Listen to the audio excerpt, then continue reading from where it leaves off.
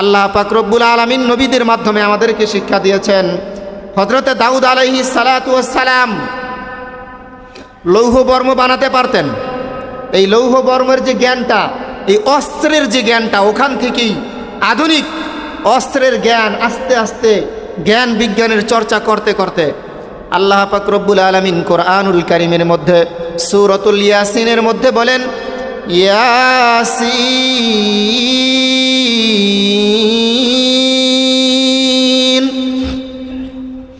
ওয়াল কুরআনিল হাকীম। ইয়াসিন, আলিফ লাম মিম হামিম আইন সিন কফ, এই যে সমস্ত শব্দগুলা, এগুলোকে বলা হয় হরফে মুকাত্তাআত। এই হরফে মুকাত্তাআতের অর্থ বিশ্ব নবীজি পর্যন্ত জানতেন না। এই হরফে মুকাত্তাআতের অর্থ একমাত্র একজন জানেন, তিনি কে? আল্লাহ পাক রব্বুল আলামিন জানেন। এই হরফে মুকাত্তাআতের যে অর্থ, এর মধ্যে অনেক বিষয় লুকানো আছে। কিয়ামতের ময়দানে অনেক আজীব আজীব বিষয়গুলো আল্লাহ তাআলা প্রকাশ করবেন।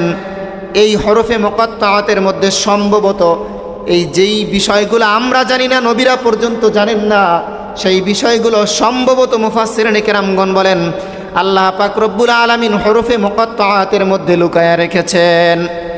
তাহলে ইয়াসিন, এই কথাটার অর্থ নবীরাও জানতেন না, সুতরাং আমরাও জানি না। জানেন একজন, তিনি কে?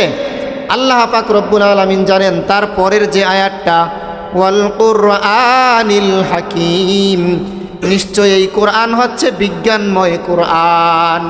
এই কোরআনটা কি কোরআন বলেন তো? বিজ্ঞানময় কোরআন। এই বিজ্ঞানের যত রকমের আবিষ্কার কোরআনুল কারীম রিসার্চ করে করে হয়েছে। এই যে বিমানের আবিষ্কার, পাখি দেখে দেখে বিমানের আবিষ্কার হয়েছে, পাখির কথা কোরআনুল কারীমের মধ্যে আছে না নাই বলেন তো? আছে। তাহলে বিজ্ঞানময় কোরআন, আল্লাহর নবী দাউদ আলাইহিস সালাতু ওয়াস সালাম লৌহ বর্ম বানাতেন। এই লৌহ বর্ম যুদ্ধক্ষেত্রে ব্যবহার করা হতো। এটাকে রিসার্চ করে করে বিজ্ঞানময় কোরআনের বদৌলতে আজকে এই পারমাণবিক ওয়ারহেডের জমানার মধ্যে আমরা প্রবেশ করেছি। চিন্তা করে দেখেন কোরআন কতটা বিজ্ঞানময়। তারপরে ইব্রাহিম আলাইহিস সালাতু ওয়াস সালাম গৃহ নির্মাণের কাজ করতেন। হযরত সালেহ আলাইহিস সালাতু ওয়াস সালাম বস্ত্র বানাইতে পারতেন। এই যে বস্ত্র বানানোর যে বিষয়টা, পোশাক যে বানানোর বিষয়টা, এই জ্ঞানটা আল্লাহ তাআলা শিক্ষা দিয়েছেন কার মাধ্যমে? আল্লাহর নবী হযরত সালেহ আলাইহিস সালাতু ওয়াস সালামের মাধ্যমে। তারপরে পৃথিবীর বুকে সবচাইতে তেরা যতটা প্রজাতি আছে, একেবারে ঘাড় তারা ঘাড় বেঁকা, এই প্রজাতির মধ্যে এক প্রকার প্রজাতি হচ্ছে ছাগল ভেড়া। মুহাদ্দিসিনে কেরামগণ বলেন 1 লক্ষ মতান্তরে 2 লক্ষ পয়গাম্বর আল্লাহ পাক রব্বুল আলামিন আল্লাহর জমিনে আল্লাহর বিধান বাস্তবায়নের জন্য গত জুমায় বলেছিলাম, আল্লাহর জমিনে আল্লাহর খেলাফত, আল্লাহ পাকের আইনটাকে বাস্তবায়ন করার জন্য সরাসরি যে সমস্ত খলিফা আল্লাহ তাআলা নিযুক্ত করেছেন তারা হচ্ছেন নবীগণ। নবীগণ হচ্ছেন আল্লাহ পাক রব্বুল আলামিনের ডাইরেক্ট খলিফা। এই খলিফারা আল্লাহ পাক রব্বুল আলামিনের যে বিধানগুলো ছিল এই বিধানগুলো বাস্তবায়ন করতেন কারা? নবীগণ। এই নবীগণের মাধ্যমে আল্লাহ পাক রব্বুল আলামিন আল্লাহ পাকের বিধানকে বাস্তবায়ন করেছেন। তাহলে সমস্ত নবীগণ আম্বিয়া আলাইহিস সালাতু ওয়াস সালামকে একটা কমন কাজ আল্লাহ তাআলা করিয়েছিলেন। সেই কমন কাজটা হচ্ছে ছাগল ভেড়া, এগুলো প্রত্যেকটা নবী চড়িয়েছিলেন। কারণ কি বলেন তো? কারণটা হচ্ছে ছাগলকে যদি আপনি রশি লাগিয়ে সামনের দিকে টানেন, ও সামনের দিকে আসতে চাইবে না, ঘাড় তারামি করে। ডানে টানবেন, ডানে যাবে না, বামের দিকে যেতে চায়। বামে টানবেন, বামে যাবে না, ডানের দিকে যেতে চায়।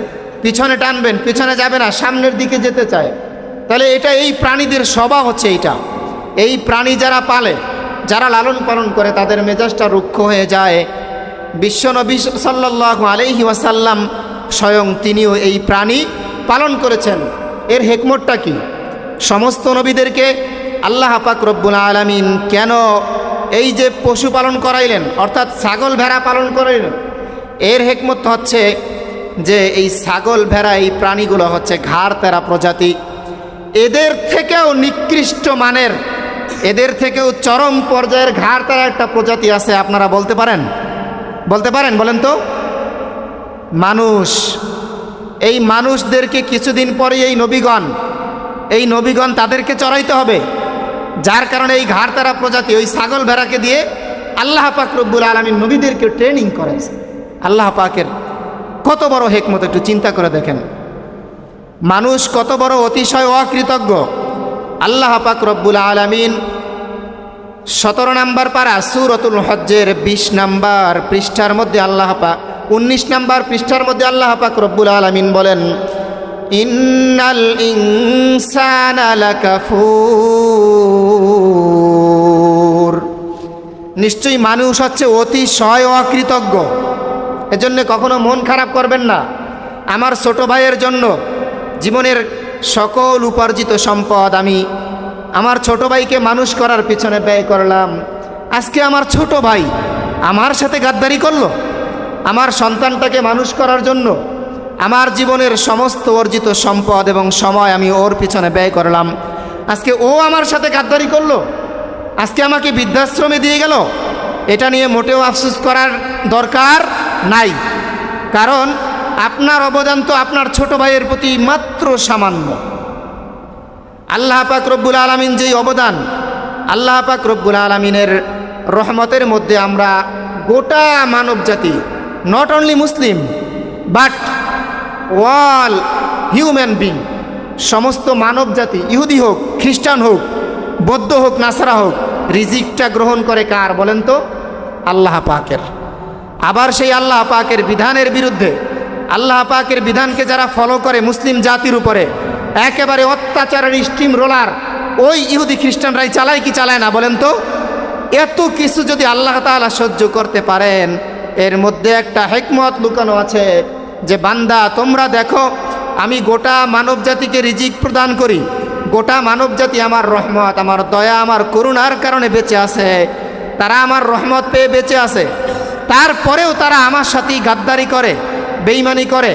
এজন্য আল্লাহ পাক রব্বুল আলামিন বলেছেন, ইন্নাল ইনসানা লাকাফুর, নিশ্চয়ই মানুষ হচ্ছে অতিশয় অকৃতজ্ঞ।